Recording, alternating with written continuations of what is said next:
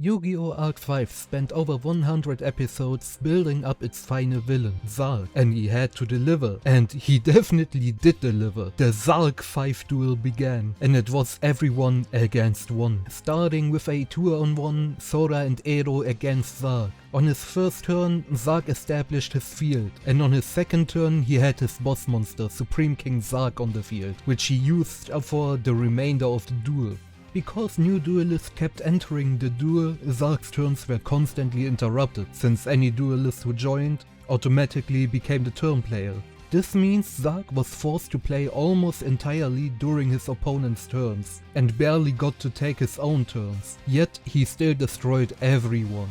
With Sora and Edo, he defeated the Fusion Duelist. With Shun and Kaito, he defeated the Exis Duelist. With Gongensaka and Jack, he defeated the Synchro Duelists. With Sabatari and Crow, he defeated the Trickster Duelist. And with Leo and Reiji, he defeated the Ultimate Duelist. A run that simply could not be replicated. In the end, he only lost because Yuya managed to regain control and prevented him from defending himself against Leire. With a lineup of opponents consisting of so many proven legends, Zarc had the perfect opportunity to demonstrate that he is one of the strongest duelists in the entire Yu-Gi-Oh! Franchise. But the question remains, how strong was Zarc really? And that's why we are here to go through all of Zarc's cards and explain everything they counter and why nobody stood a chance against him. I will only mention the relevant pendulum effects here, so we don't spend too much time discussing effects that ultimately don't matter. So let's start with the two pendulum cards Zarc began his duel with, Supreme King Gate 0 and Supreme King Gate Infinity. Supreme King Gate 0 has the following pendulum effect.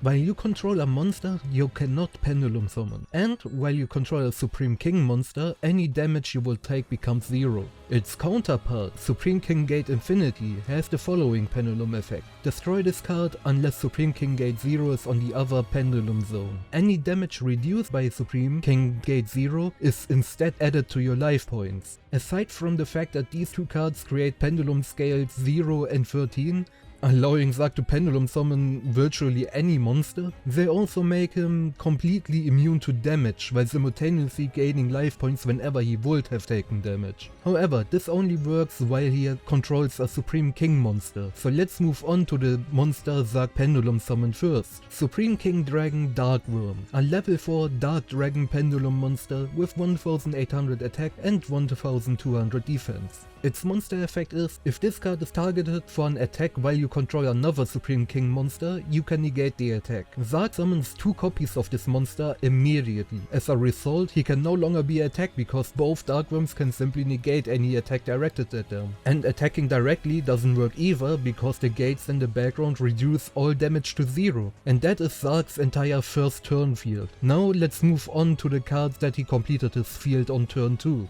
Astrograph Sorcerer is a level 7 Dark Spellcaster pendulum monster with 2500 attack and 2000 defense. It has the following effects. If a card you control is destroyed, you can special summon this card from your hand and place the destroyed cards back where they were before they were destroyed. You can tribute this card and banish all 4-dimension dragons, Starving Venom Fusion Dragon, Clearwing Synchro Dragon, Dark Rebellion Exis Dragon and Odd Eyes Pendulum Dragon from your deck, extra deck, field or graveyard to special summon Supreme King Zarc from your extra deck. Which brings us to the great boss monster. Supreme King Zarc, a level 12 Dark Dragon Fusion Synchro Exis and Pendulum monster with 4000 attack and 4000 defense. Yes, it is every summoning mechanic except Ritual and Link. But now the effects become ridiculous. Zarc must be summoned through Astrograph Sorcerer's effect and upon summon can destroy all monsters your opponents control. Your opponent then takes damage equal to the combined attack of all monsters destroyed by this effect. If this effect is activated, Zarc cannot attack for the rest of their turn. As long as a Fusion, Synchro or Exis monster exists either banished or in any graveyard, this card cannot be destroyed and is unaffected by effects that will remove it from the field. All monsters you control are unaffected by the effects of Fusion, Synchro and Exis monsters. If this card destroys an opponent's monster by battle, you can special summon 2 Supreme King Dragon monsters from your extra deck in defense position. And finally, whenever your opponent adds a card from their deck to their hand, except by drawing during the draw phase, the added cards are destroyed. This card reads like fanfiction,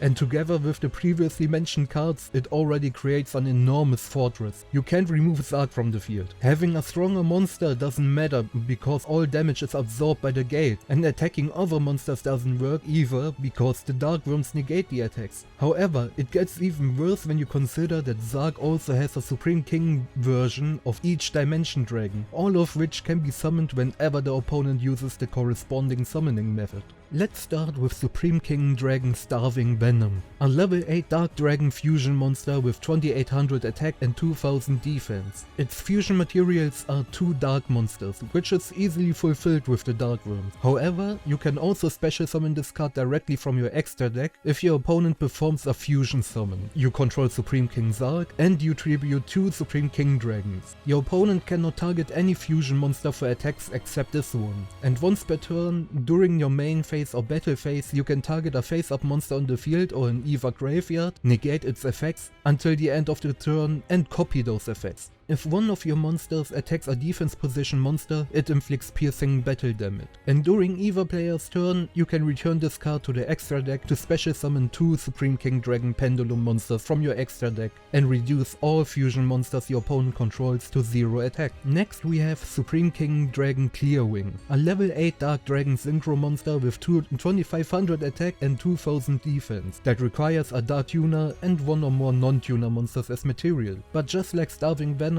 it can also be special summoned from the extra deck whenever your opponent performs a synchro summon while you control Zarc and tribute 2 Supreme King Dragons. When this card is summoned, you can negate the effects of as many monsters your opponent currently controls, and then destroy them. Your opponent cannot target any synchro monsters for attack except this one. And once per turn, when this card becomes involved in battle with an opponent's monster, you can negate the attack, destroy that monster and inflict damage equal to the attack it had on the field. During either player's turn, you can return this card to the extra deck and special summon 2 Supreme King Dragon Pendulum monsters from your extra deck while reducing all synchro monsters your opponent currently controls to 0 attack. Then we have Supreme King Dragon Dark Rebellion, a rank 4 Dark Dragon Xyz monster that requires 2 level 4 dark monsters as materials. But naturally, it can also be summoned during your opponent's turn whenever they perform an Xyz summon. Your opponents cannot target any Xyz monster for attacks except this one, and whenever this card battles an opponent's monster, you can detach 1 Xyz material during damage calculation to reduce that monster's attack to 0 and gain the amount reduced until the end of the turn.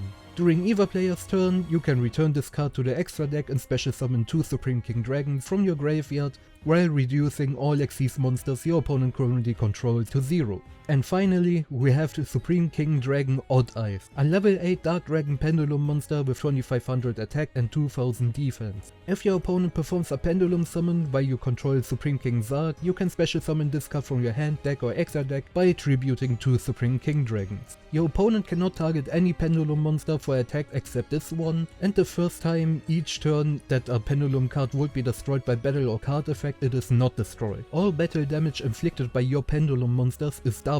And during either player's turn, you can place this card face up in your extra deck and special summon 2 Supreme King Dragon Pendulum monsters from your extra deck while reducing the attack of all monsters your opponent currently controls to 0. For every possible situation, Zarc has an answer ready, and especially the Synchro Dragon is an absolutely disgusting response to a Synchro summon. But all of these monsters easily enable Zarc to end the duel with a single attack. Many decks rely on the extra deck monsters to answer situations like Zarc, but those answers are simply thrown right back at them. With that, we have covered all of Zarc's monsters. However, there are still 4 spell and trap cards left before we've completely analyzed his deck. Let's begin with the trap card Supreme Rage. During the end phase, if you took at least 2000 damage this turn by controlling Supreme King Zarc, you can destroy every monster on the field except Zarc, and special summon all Supreme King Dimension Dragons, Supreme King Dragon Starving Venom, Supreme King Dragon Clearwing, Supreme King Dragon Dark Rebellion, and Supreme King Dragon Odd Eyes from your extra deck or graveyard with their effects negated until the end of the turn. Dark Rebellion then gains 2 Supreme King Dragon Darkwurms as Xyz material.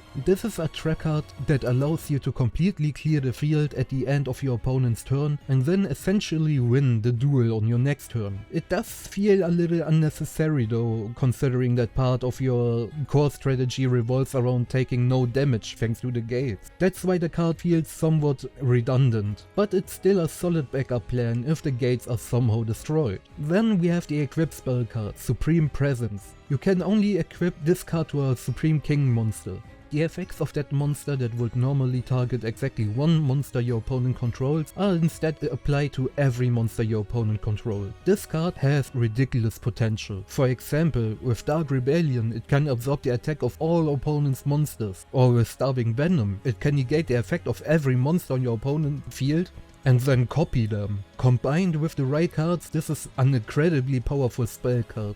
Next we have the trap card Supreme Disdain. If you control a Supreme King monster, you can look at your opponent's hand and discard cards from it equal to the number of other Supreme King cards you control. Then inflict 300 damage for each discarded card. This is arguably one of the strongest cards in Zarc's entire deck simply because of his standard field. With Zarc, 2 Darkwurms and both Supreme King gates, that's already 5 Supreme King cards, meaning you can discard 5 cards from your opponent's hand. In most situations, that's simply game over. Your opponent loses their entire hand and on the next turn you can just attack directly with Zarc because they have no resources left to play. An insanely powerful card.